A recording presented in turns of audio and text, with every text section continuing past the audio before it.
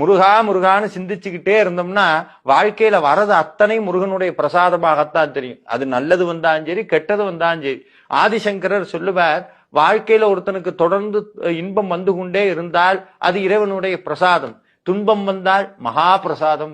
ஏன்னா துன்பத்துலதான் சில உண்மைகள் நமக்கு புரிய தொடங்கும். அப்ப வாழ்க்கையில முருகப்பெருமானுடைய திருவருள் பதிந்து விட்டதுன்னு சொன்னா தொடர்ந்து இறைவனுடைய அருளால் தான் எல்லாம் நடக்குது அப்படிங்கிற உண்மை புரிஞ்சிடும்.